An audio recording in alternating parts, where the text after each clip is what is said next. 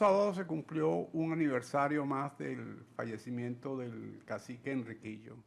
Ese día se conmemora como el Día de Enriquillo y este fue un personaje que no solamente lideró una insurrección aborigen, sino que fue parte de la historia universal al ser el primer tratado de paz que se firma en el Nuevo Mundo entre la corona española y un aborigen, un rebelde latinoamericano.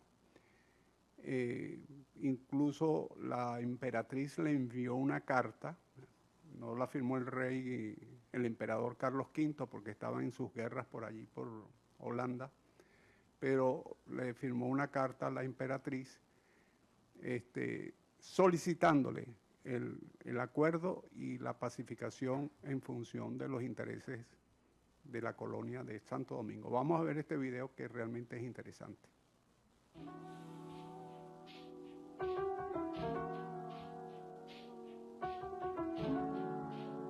El cacique Enriquillo y la rebelión del Bauruco.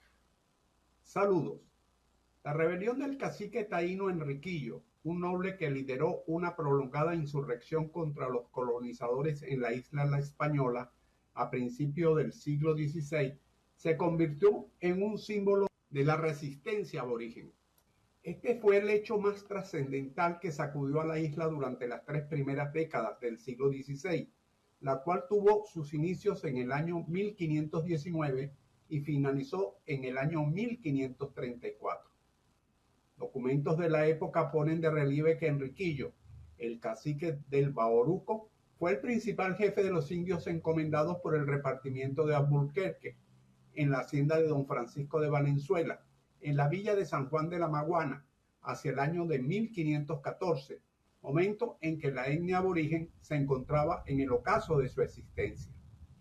Una vez falleció don Francisco, su hijo Andrés de Valenzuela pasó a ser el dueño absoluto de la finca y el amo de todos los aborígenes encomendados, incluyendo el cacique Enrique, de quien pasó a codiciar la yegua que le había regalado fray Bartolomé de las Casas y finalmente a su esposa Mencia, a la que trató de violar y luego le propuso dejar a su marido para que se quedara viviendo con él.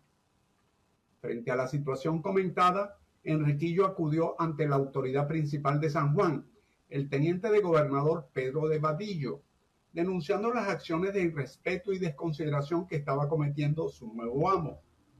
Pero en lugar de recibir protección y justicia de la autoridad, lo único que encontró fue reprimenda, amenazas y finalmente prisión por varios días. Enriquillo se traslada a la ciudad de Santo Domingo para llevar su denuncia ante la Real Audiencia. La respuesta recibida del Alto Tribunal de las Indias fue la de entregarle una carta dirigida al teniente de gobernador de San Juan de la Maguana, Pedro de Vadillo, para que les diera respuesta a sus peticiones de justicia.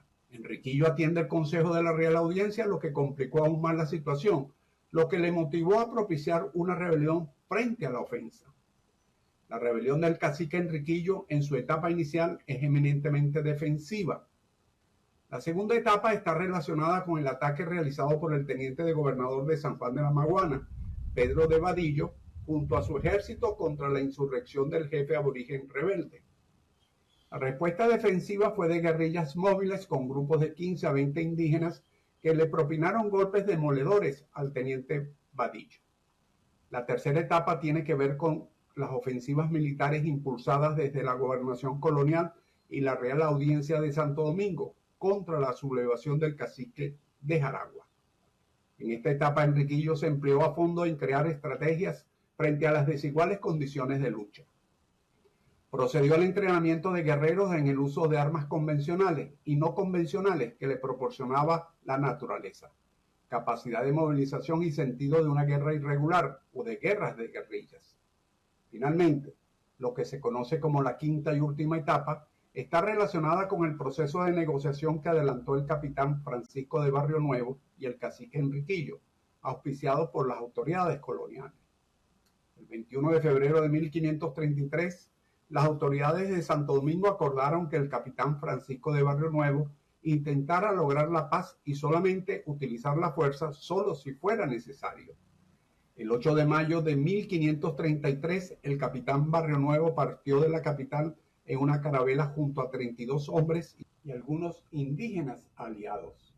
Tras un intercambio de información con indígenas locales, se encontraron y siendo el capitán Barrionuevo portador de una carta firmada por la emperatriz en ausencia de Carlos V, quien se encontraba fuera de España atendiendo sus campañas imperiales en Europa.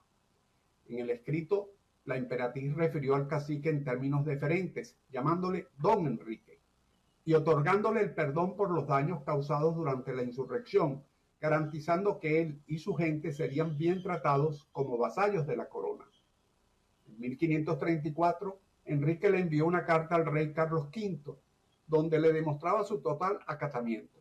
Con esto finalizaba la insurrección que marcó los inicios de la historia colonial de Santo Domingo.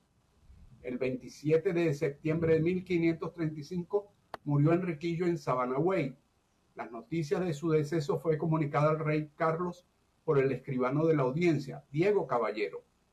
En su mensaje, Caballero informaba que, cito, el cacique don Enrique falleció, murió como buen cristiano, habiendo recibido los sacramentos y se hizo traer a enterrar un pueblo de esta isla que se dice la Villa de Azua.